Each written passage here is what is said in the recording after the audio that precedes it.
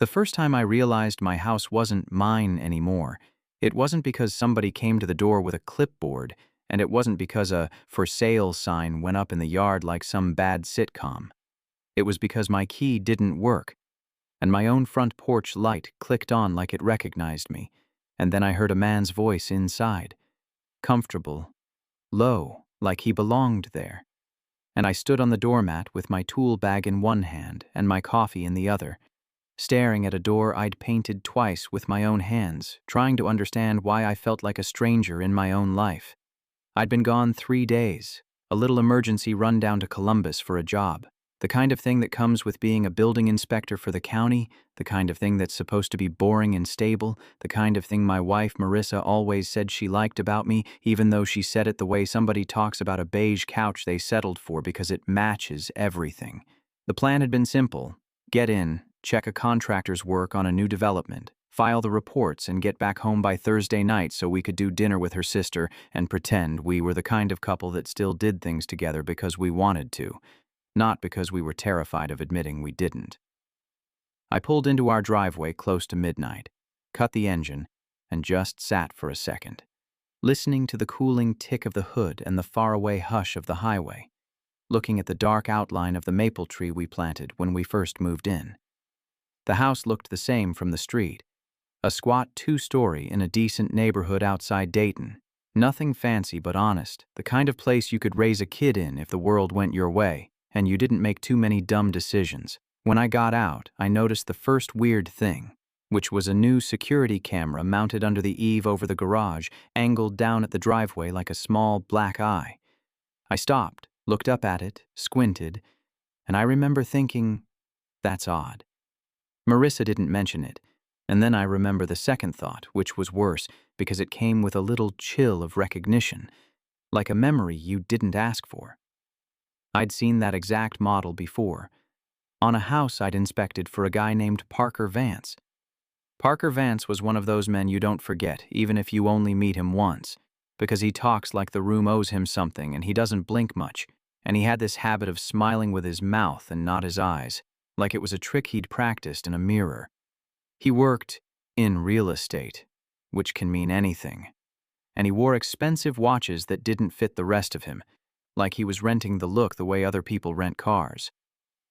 Marissa had mentioned his name a couple months earlier, just casually, like it was nothing, like, "Oh, Parker said this, Parker thinks that," and when I asked who Parker was, she said, "A friend, he's helping me think about investments." And she said it in that light, breezy voice that made you feel like a jerk for even caring.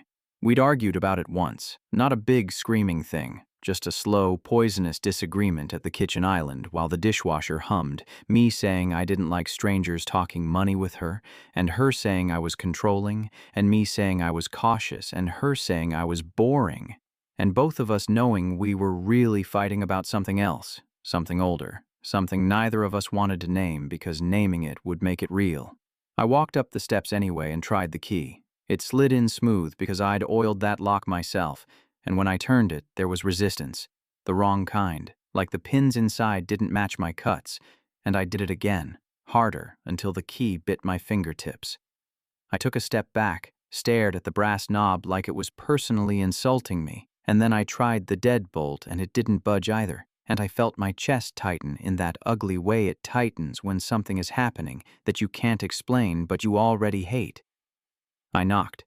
I didn't pound, not at first because I still believed in explanations. I still believed there was a normal reason, like Marissa had changed the locks because she got spooked, or because a neighbor's house got broken into and she didn't tell me because she didn't want me to worry. I knocked again, louder, and then I heard footsteps, and then that man's voice I mentioned. That comfortable voice, and he said, "Hold on," like he was talking to somebody he didn't mind inconveniencing. The door opened just enough for a chain to catch, and there he was, Parker Vance, in a t-shirt and sweatpants like he'd been living in my air for hours, maybe days, and behind him I could see my entryway lamp on, the one Marissa picked out at Target because she said it looked warm, and I could see one of my framed photos tilted wrong on the wall, like somebody had brushed past it without caring. He looked at me like he was surprised, but not worried, and that's what scared me most, because normal men get worried when the homeowner shows up at midnight.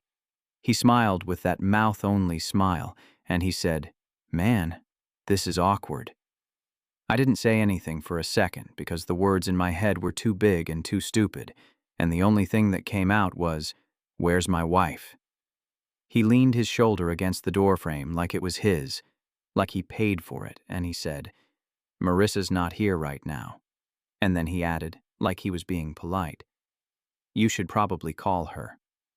"Open the door," I said, and I heard my voice crack around the edges, not with fear exactly, but with disbelief, like my body didn't understand the situation any better than my mind did. He shrugged a little and he said, "I can't do that."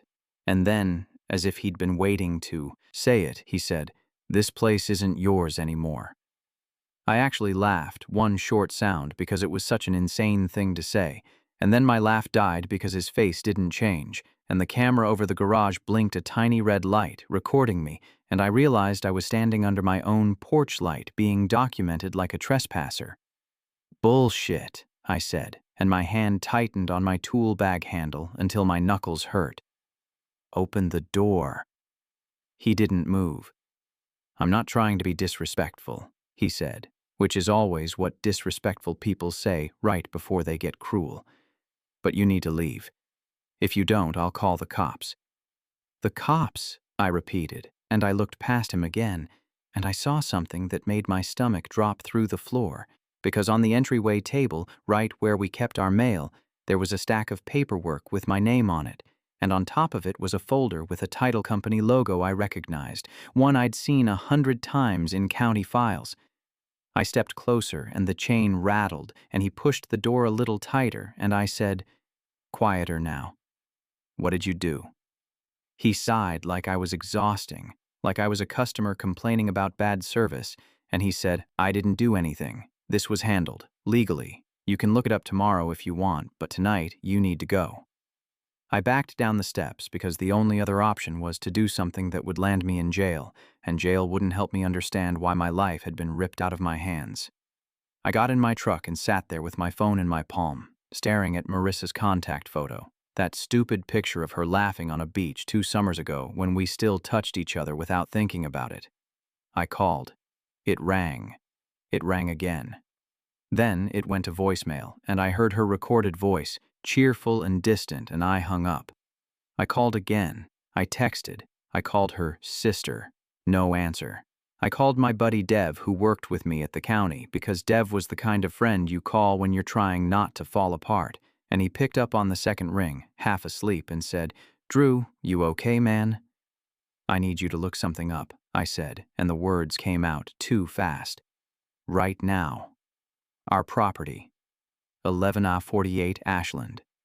I need you to tell me who owns it." Dev went quiet, and I heard sheets rustle, and I heard him sit up. "It's midnight," he said, but he wasn't annoyed, just confused. "I know what time it is," I said. "Please." There was a pause, and then he said, all right, hang on." And I could hear him tapping, probably on his laptop, and my heartbeat was so loud I thought I might drown in it. Finally, he said, "Okay," and his voice had changed, and that terrified me more than anything. "Drew, it's showing a transfer." "A transfer to who?" I said, and my mouth tasted metallic. "It says Ashland Property Holdings LLC," he said slowly, like he was reading a death certificate. "That's not real," I said, but even as I said it, I knew it was real, because the world doesn't wait for you to believe it. Dev swallowed. "It recorded yesterday afternoon." Yesterday afternoon. While I was on the road, stopping for gas, drinking a gas station coffee, thinking about how nice it would be to sleep in my own bed again, my house had been sold out from under me. "I didn't sign anything," I said, and the sentence sounded like a kid saying he didn't break the vase. Dev hesitated. "The system shows your signature," he said carefully. "Or a signature in your name." The first hot wave of anger hit me so hard I had to grip the steering wheel. "That's forgery," I said. "That's fraud." "Yeah," Dev said, and I could hear fear in his voice now too. Fear for me. "Drew, do not go in there. Do not." I'm sitting in my truck, I snapped, and then I forced myself to breathe, because losing control was exactly how you end up doing something that makes everything worse. Can you see anything else? Any notes, any lean, anything?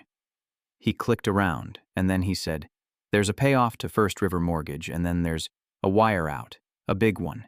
It lists a destination account. Whose? I asked. I can't see the owner, he said, but the memo line says Villa S. I felt cold. Villa, I whispered, and I thought of the way Marissa had been scrolling on her phone the last few months, smiling at something she wouldn't share, and I thought of the way she'd said, maybe we should travel more. And wouldn't it be nice to have a place somewhere warm? And I'd laughed and said, we're not those people. And she'd looked at me like I'd insulted her. Dev said, Drew, where's Marissa? I don't know, I said, and the truth tasted like blood. I drove to a motel off the interstate because I didn't have anywhere else to go, because my friends had their own lives, and it was midnight and I felt ashamed, like my wife selling my house was somehow my failure, and I sat on the edge of a scratchy bed staring at my phone until 2 a.m. Around 1:47, I got a text from Marissa that said, we need to talk. Please don't do anything stupid. No explanation. No apology. Just that. I called her immediately. This time she answered, but she didn't say hello. She just breathed into the phone like she'd been running. Where are you? I said, and my voice was calm in a way that didn't match how I felt, because shock does that. It wraps your panic in plastic. She said, Drew, listen. Where are you? I repeated, and I heard myself start to shake. Not at the house, she said, and there was something in her voice then. Not guilt exactly, but resignation, like she'd already decided I was going to be the bad guy in her story no matter what I said. What did you do? I asked, and I kept my tone even because I needed information more than I needed to yell. Marissa, what did you do? She exhaled slowly. I did what I had to do, she said. What you had to do, I echoed. You sold my house. You sold our house. It was never our house, she snapped, and that was the first real emotion I heard from her, and it was sharp and practiced.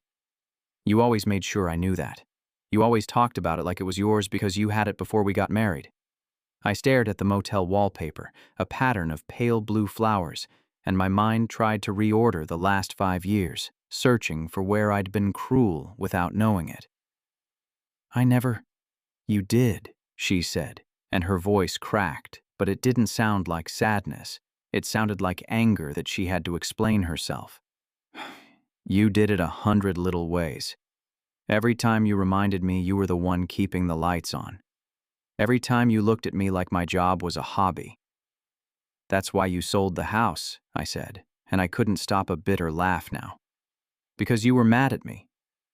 There was a pause, and then she said, It's done, Drew. Where is Parker? I asked, and the name came out like poison. She didn't answer right away, and in that silence I understood more than I wanted to. Marissa, I said softer. Tell me you didn't. Her voice went small. I didn't mean for you to find out like that. I closed my eyes, and behind my eyelids I saw the porch light, the chain on the door. Parker standing in my entryway like a landlord. You bought him a villa, I said, and I heard my own disbelief. You sold my house to buy him a villa. It's not like that, she said quickly, too quickly, the way liars rush to fill silence. It's an investment, it's... Stop, I said, and my throat burned. Just stop. Tell me the truth. She was quiet, and then she said, he needed a place. And her tone was pleading now, like she wanted me to understand, and that made me furious because understanding would mean accepting. He's been good to me, Drew. He sees me. He listens to me. You're telling me you did this because he makes you feel seen, I said, and my voice rose despite me trying to keep it under control. Marissa, do you hear yourself?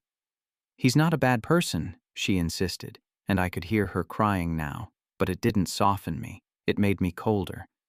I didn't want to hurt you. You already did, I said, and the words came out flat. You already took my home. The line went quiet except for her breathing. Then she said, "I'm sorry." And it sounded like she meant it the way somebody says sorry for spilling a drink. Like regret without responsibility. "Where are you?" I asked again, because part of me still wanted to see her face, to force the truth out into the open. "You can't come here," she said, and fear slipped into her voice for the first time. "Please, Drew, just don't." And that's when the hook sank all the way in, because I realized she wasn't scared of me.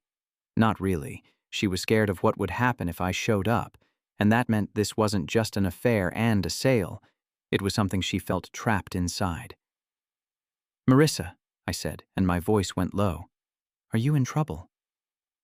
There was a long silence, and then she whispered, "I have to go." And the call ended.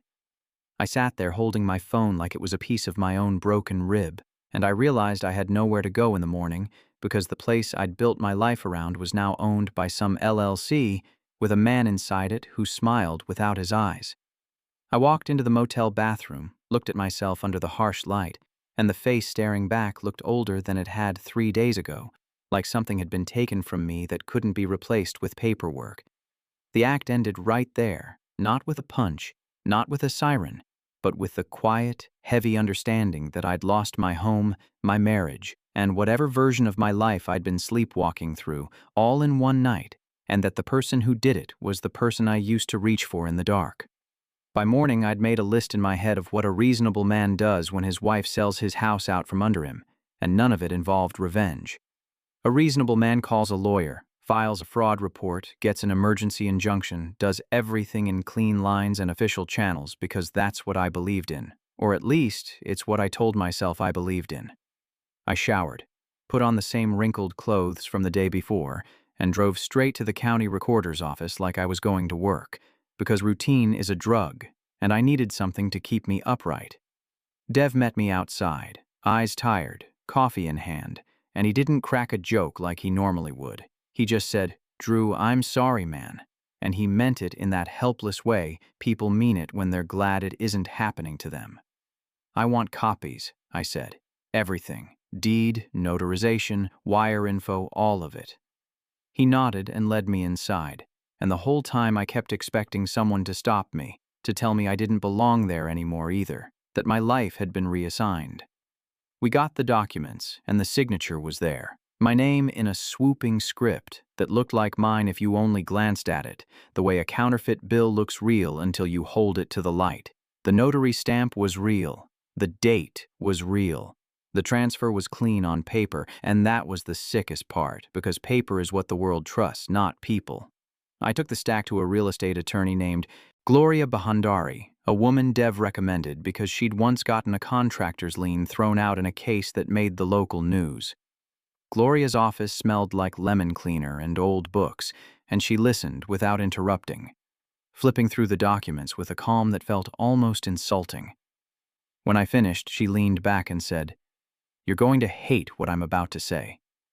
"Try me," I said, and my hands were clenched in my lap so tight my nails left half moons in my skin. She tapped the deed. "Even if your wife forged your signature," she said, "if the buyer was a bona fide purchaser and the title company did their due diligence, unwinding, this is a fight. Not impossible, but not quick. So I'm homeless while we fight," I said. "You have options," she said carefully, "but the house may not be the easiest target." "The money is." I stared at her. "The money went to a villa." She didn't react, which told me she'd heard worse. "Then the villa is an asset," she said, "but you need to know where it is and whose name it's in, and you need to do it fast because men like Parker Vance don't move slowly when they think they're being chased." Hearing his name out loud in her office made it feel more real, like he was a weather system moving across my life. "You know him," I said. "I know the type," she replied, and her eyes sharpened.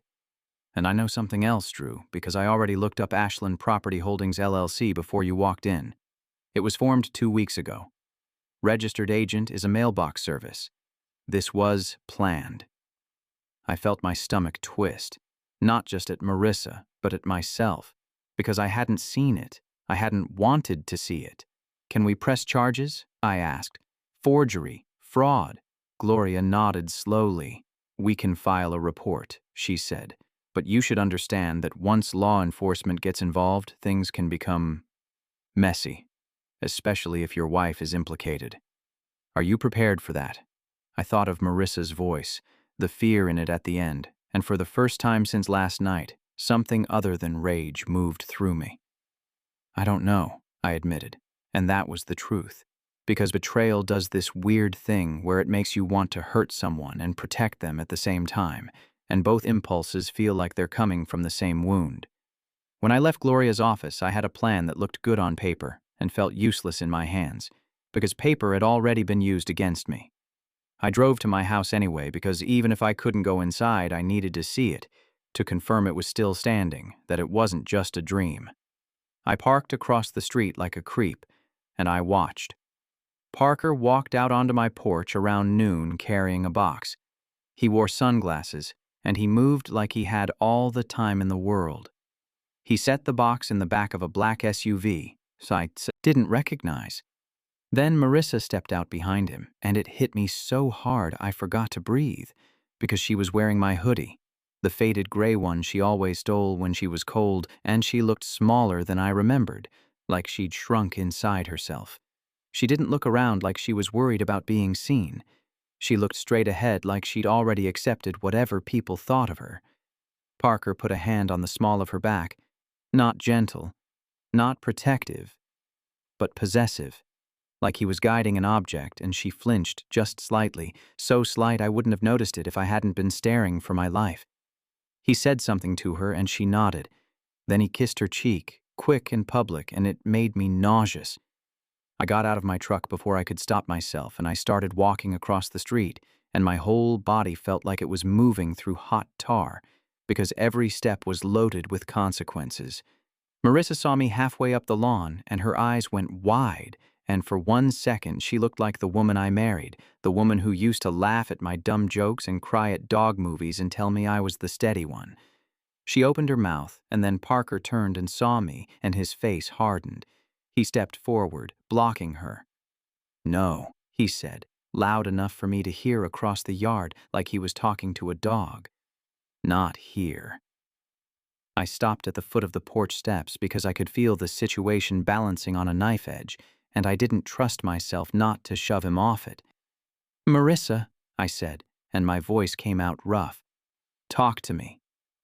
She took a step, and Parker's hand shot out and grabbed her arm, and that tiny act, that casual grip, sparked something in me that was older than reason. "Don't touch her," I said, and I heard my own teeth grind. Parker smiled, mouth only. "You should leave, Drew," he said, and the fact he knew my name without hesitation felt like another theft. "This isn't going to go your way," Marissa whispered. "Drew, please," and her eyes were wet, and she looked ashamed, but she didn't move toward me. "What did you do?" I said to her, and I hated myself for asking it like I was still looking for some clean explanation. "How did you do it?" Her lips trembled. "I didn't know how else," she said. And then she glanced at Parker like she was checking if she was allowed to speak, and that was when the fear in my gut became certainty. Parker's voice went colder. "You want to make a scene," he said. "Go ahead. I've got your trespass documented, and I've got the deed, and I've got a lawyer on standby who loves men like you who can't accept reality." I stared at him and realized he wanted me to explode, because if I did, he'd win twice. Once legally and once morally. I forced my hands to unclench. "Marissa," I said again, quieter, "are you safe?" Her eyes flashed with something like anger.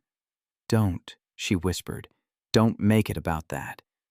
Parker tightened his grip on her arm and she winced, and then he smiled at me again like it was entertainment. "You got questions," he said. "Call Gloria Bandari. She's good, I hear. She won't save you." The fact he knew Gloria's name made my blood run cold, because it meant he was already watching the legal moves, already anticipating. I turned and walked away, because staying would end with me in handcuffs or worse, And as I walked back to my truck, I felt his eyes on my back like a laser. That afternoon, Gloria called me and said, "He knows." And I said, "I know." And she said, "Drew, listen to me. You need to stay calm. He will bait you. He will record you. He will paint you as unstable." "What about Marissa?" I asked, and my voice cracked. Gloria paused. "Do you think she's being coerced?" "I don't know," I admitted, "but I saw him grab her." "That's not proof," Gloria said gently, "and you need to be careful. If you go to the police and accuse him without evidence, and if she backs him, you'll look like the angry husband trying to control his wife." That was when I realized I was fighting two wars at once, one for my property and one for my own credibility, and in both wars, the enemy controlled the story. Things got worse fast, the way they do when people with money and charm decide to press down on you. Within 48 hours, my bank account was frozen because of unusual activity, which I knew was a lie because the only unusual activity was my wife wiring away the value of my house. My credit card started declining. My work supervisor called me in and told me there'd been a complaint about me harassing a resident at 1148 Ashland, and he said it like he was embarrassed to even say it, like he wanted to believe it wasn't true but couldn't ignore the paperwork. I told him the truth in a low voice, and he stared at me with pity and discomfort. And he said, "Drew, I need you to take a few days. Unpaid. Just get your head straight." I left the office feeling like the floor under me was being quietly removed, plank by plank. That night, I got a call from Marissa's sister, Lena, and she sounded like she'd been crying for hours. "Drew," she said, "what did you do?" "What did I do?" I repeated, stunned. "She said you've been threatening her," Lena said, voice tight. "She said you showed up and scared her. She said she had to leave." My throat went dry. "She said that. She's my sister," Lena snapped, and then her voice broke. "But I don't know what to believe. Drew, tell me the truth." I swallowed. "I saw her," I said. "He had his hands on her. Parker," Lena said, like the name itself made her sick. "I told her not to get involved with him." "You knew," I said, and it wasn't accusation so much as shock. "I knew he was trouble," she said. "I didn't know she'd go this far." "She sold my house," I said, and I heard the exhaustion in my own voice. "And now she's telling people I'm threatening her." Lena was quiet for a long time, and then she said, "Drew, she's not okay." And when she said it, she sounded sure. "She's been weird for months, secretive, scared, snapping at everyone. I thought it was you two fighting. I thought it was normal marriage stuff, but this isn't her." "Where is she?" I asked. "I don't know," Lena said, "but I got a text from her yesterday that didn't sound like her. It said, 'If anything happens, tell Drew I'm sorry.'" My stomach turned. "Send me that." She hesitated. "Drew, please don't do something stupid." "I'm already living inside stupid," I said quietly. "Just send it." When I saw the screenshot, my hands started shaking, because it was exactly as Lena said, blunt and strange, like somebody else was holding the phone while she typed. I went to the police anyway, not to accuse Parker of violence, not yet, but to report the fraud. The officer who took my statement was polite in that hollow way, like he'd heard too many domestic disputes and didn't want to get emotionally invested. He asked if I had proof Marissa didn't sign, and I told him I had proof I wasn't even in town, and he nodded and said they'd look into it. And I could tell by his tone that looking into it was something that happened after more urgent things, after real crimes, after blood. When I left the station, I sat in my truck and stared at my hands on the steering wheel and realized something ugly. The system I'd trusted my whole life, the system I worked for, wasn't designed to help a man whose life had been stolen neatly. It was designed to respond when things broke loudly. That's when hope started to thin out. Not all at once, but like a rope fraying strand by strand. Gloria filed motions. Dev pulled what records he could without risking his job. Lena tried to reach Marissa and kept getting nothing, and Parker, meanwhile, went on living in my house like it was his reward. The act ended with a moment that wasn't cinematic, just brutal. I went back to the motel after another day of dead ends, and the clerk handed me a printed notice, and he said, "Sir, Your card declined. And I felt my face burn with humiliation. And I handed him the last cash I had, and I heard my own voice say, "Just one more night," as if begging for a tiny piece of space in the world. When I got to my room, I found the door slightly ajar, and inside, my bag was open, my papers were scattered, and on the bed was a single envelope with my name typed on it. Inside was a photo of me standing on my porch the night Parker opened the door, and beneath it was a note that read, "Stop digging, or she pays for it." The thing about being threatened is that it clarifies your priorities in a way that feels almost cruel, because suddenly the house didn't matter the way Marissa mattered, and the money didn't matter the way her safety mattered, and even my pride didn't matter. Not really, because pride is a luxury you can't afford when someone you once loved might be in danger. I sat on the edge of that motel bed staring at the note until my eyes burned, and then I called Lena, and I didn't try to sound strong because strength would have been a lie. "He's threatening her," I said, and I heard Lena's breath catch. "Oh my God," she whispered. "Drew, what do we do?" "I don't know," I admitted, "but I need help." The unexpected ally didn't come from the police, and it didn't come from my job, and it didn't even come from Gloria, though she tried. It came from a woman named Tessa Calder, and the only reason she entered my life at all was because Parker Vance had been careless enough to hurt more people than just me. Tessa showed up at Gloria's office while I was there unannounced, wearing jeans and a leather jacket like she'd come straight from a long drive, and when Gloria introduced us, Tessa looked at me with eyes that didn't pity, didn't flinch, and she said, "He's doing it again." Gloria closed her door and said, "Drew, this is Tessa Calder. She's familiar with Mr. Vance." Tessa snorted. "That's one way to say it," she said, voice low and steady. "He took my parents' house when I was 22. Different state, different paperwork, same smile." I stared at her, and something in my chest loosened for the first time in days, because I wasn't crazy and I wasn't alone, and the shape of Parker's cruelty had a pattern. Tessa leaned forward, elbows on her knees. "He doesn't just steal," she said. "He traps. He finds the weak point in a person, and he presses until they do the stealing for him, and then he steps back and watches the system punish them." I swallowed. "Marissa," I said. Tessa nodded. "That's what he does," she replied. "So here's what I'm going to tell you, Drew, and you're not going to like it. The house isn't the point. Your wife isn't the point either, not to him. The point is control. The point is turning you into the kind of man who will ruin himself trying to fight him." Gloria said, "Tessa has a file," and she tapped a folder on her desk. "Names, LLCs, patterns, timelines." Tessa opened the folder and it was thick, full of printed emails, public records, photos, things collected patiently over years, and she said, "I've been waiting for someone like you to show up, someone who's willing to fight." I laughed bitterly. "I'm not sure I'm willing," I said. "I'm barely standing." "That's fine," she said, "because willing is a mood and stubborn is a trait, and stubborn lasts longer." We made a plan that wasn't heroic, just practical. The kind of plan ordinary people make when they realize the world won't save them. Tessa knew a private investigator who owed her a favor, a guy named Milo who looked like he'd been punched by life enough times to stop taking it personally. Milo started tracking Parker's money trail, the LLCs, the wire transfers, the property records, and he did it fast because he knew where to look in a way the police didn't bother to.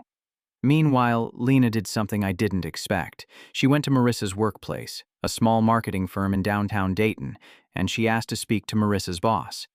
When the boss said Marissa had taken leave and wasn't reachable, Lena didn't leave quietly. She sat in the lobby and refused to move until the boss got uncomfortable enough to admit that Marissa had been coming in late for weeks.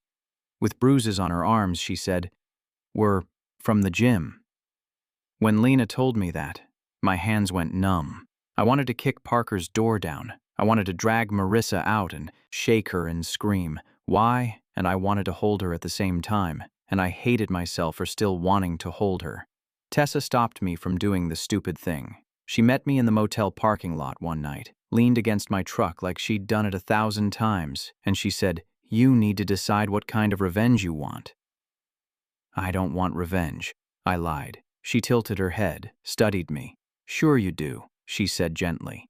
"You just don't want to become a monster. That's fair, so don't. But don't confuse that with doing nothing." Milo found the villa in 3 days. It wasn't in Florida or California like I'd assumed. It was in Puerto Rico, a gated place near Dorado where rich people hide behind palm trees and security guards, and the villa wasn't in Parker's name. It was in Marissa's. When Gloria told me that, I felt like I'd been punched.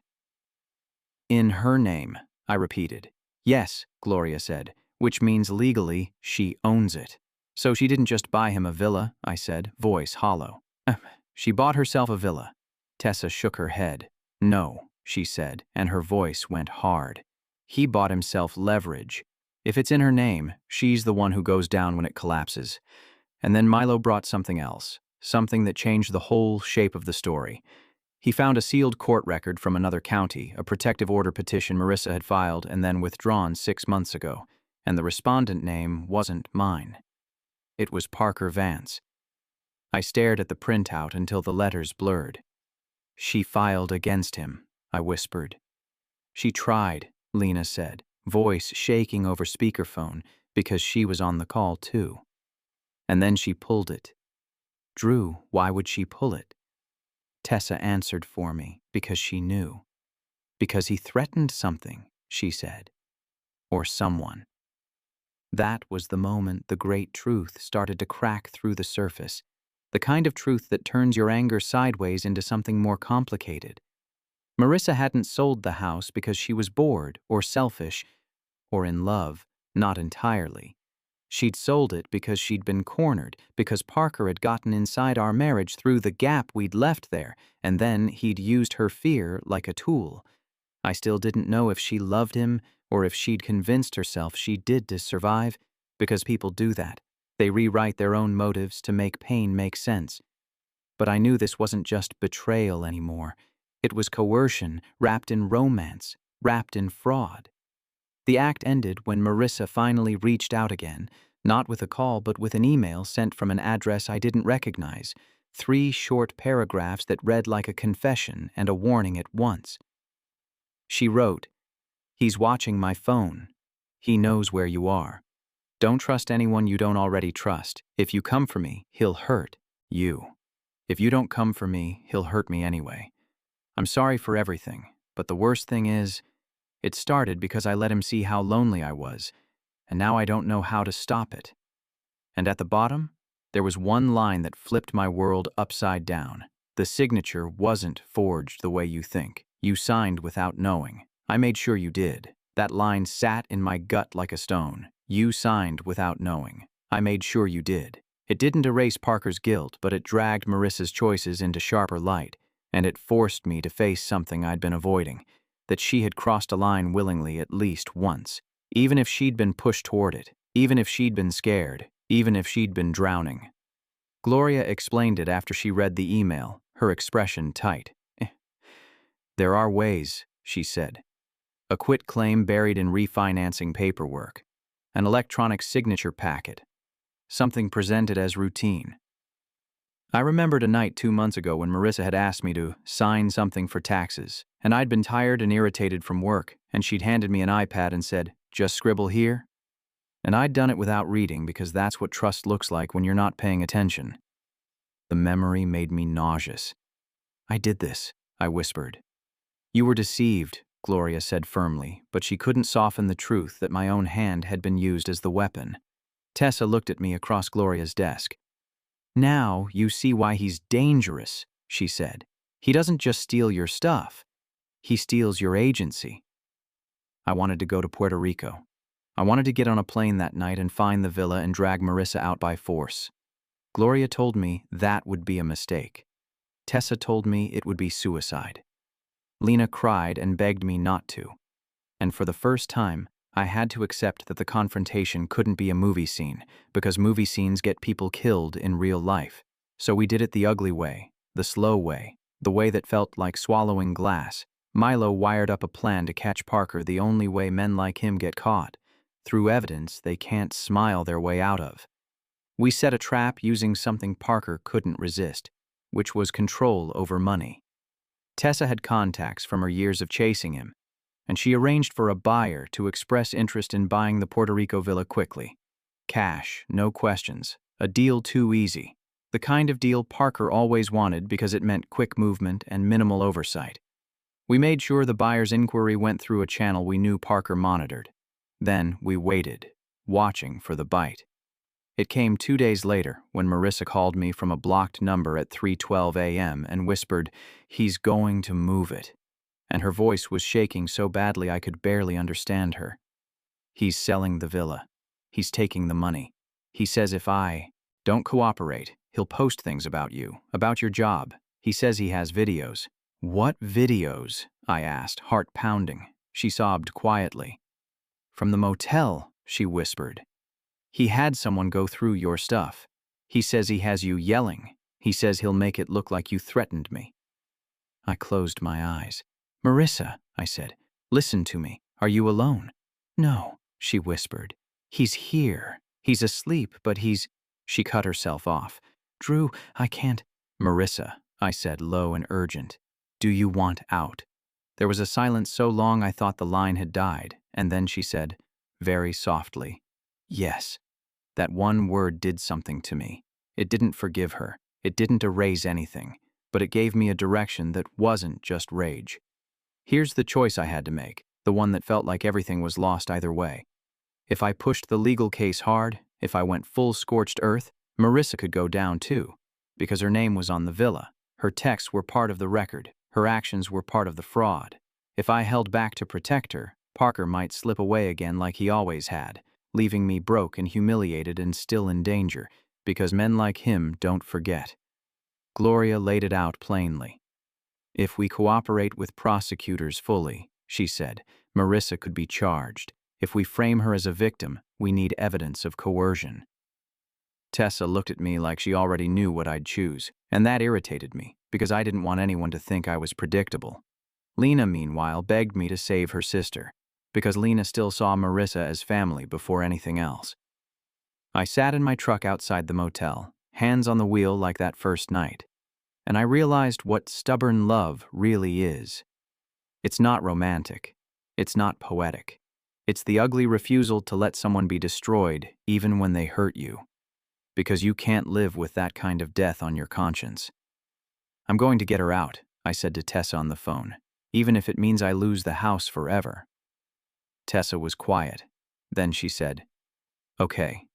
And I could hear respect in her voice, but also fear, because she knew what saving someone from a man like Parker costs. We executed the plan with help from Puerto Rico authorities and federal contacts. Gloria managed to reach through a colleague because wires across state lines and forged documents and LLC laundering start to look like bigger crimes when you stack them right. Milo got a recording of Parker on a call discussing how the wife will sign because she has no choice, and that recording was the lever we needed. Marissa, terrified but brave in a way I hadn't seen in years, agreed to wear a small recording device during a meeting Parker scheduled with the buyer, and she captured him admitting the house sale was just the first move. The confrontation finally happened. Not in my living room, not on my porch, but in a sleek, air-conditioned office in San Juan where Parker showed up confident and left in handcuffs, still smiling even as agents walked him out because some men can't stop performing even when the lights go off. Marissa sat in a hallway afterward with her head in her hands, shaking so badly Lena had to hold her, and when I approached, she looked up at me with eyes swollen from crying, and she said, "I'm sorry." And this time it didn't sound casual. It sounded like a person who finally understood the weight of what she'd done. I wanted to scream at her. I wanted to collapse. Instead, I did the human thing, the stubborn thing, the thing that surprised even me. I sat down beside her and said, "Tell me everything." Because the only way out was through the truth.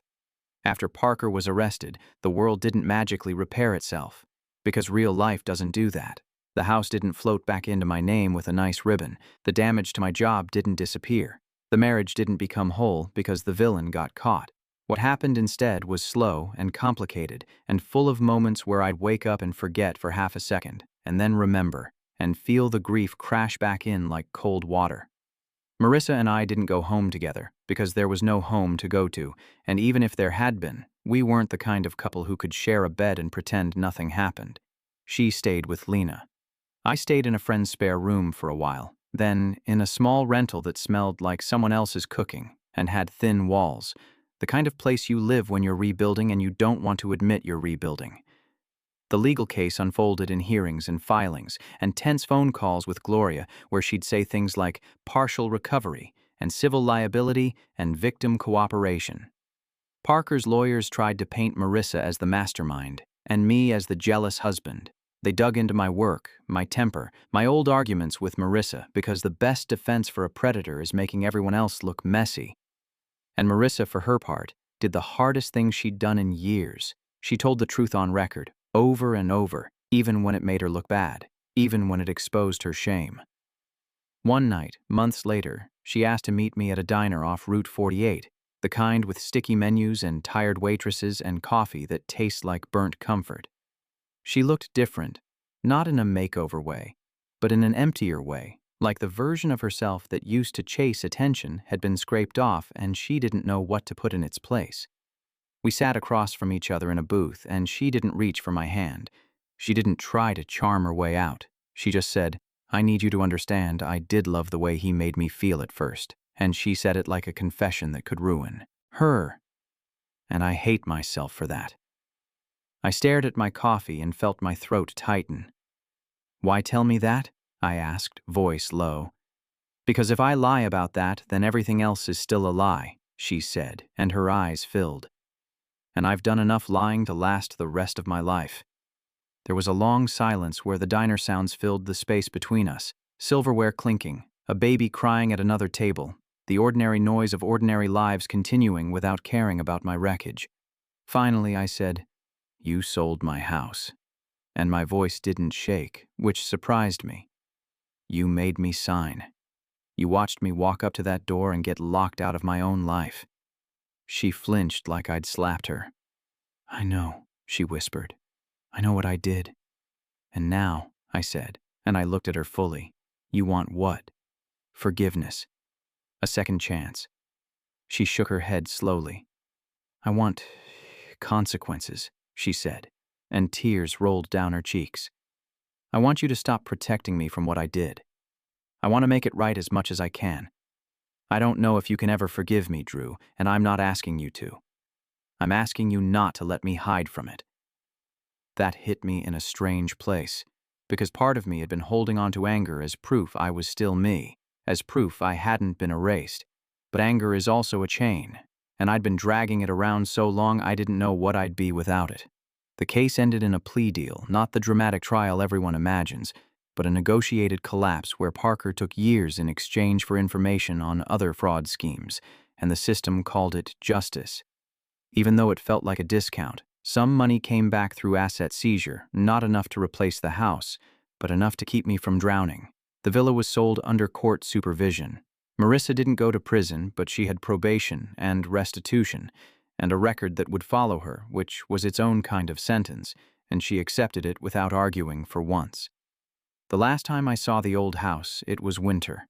The maple tree out front was bare, black branches against gray sky. New curtains hung in the windows. Someone else's car sat in the driveway. I stood across the street with my hands in my coat pockets and realized something that surprised me. I didn't want to go back inside. I didn't even want to own it again. I wanted what it represented, the illusion that my life had been stable and deserved, and once that illusion was gone, the building was just wood and drywall. Marissa met me there because she asked to, because she said she needed to see it one last time too. We stood together on the sidewalk, not touching, just two people staring at the shell of a story we'd told ourselves for years. "I used to think love was supposed to feel like being rescued," she said quietly, eyes on the house. And then he showed up and I thought, finally, someone sees me, someone wants me. But all he wanted was the parts of me that were easy to control. I didn't answer right away because I was watching my own breath fog in the air and thinking about how control is the oldest temptation in marriage, how we try to own each other's attention and loyalty like property, how easily that becomes a weapon. Finally, I said, I wasn't good to you in some ways, and I forced myself to say it because honesty had become the only thing I respected anymore. I got comfortable. I stopped listening.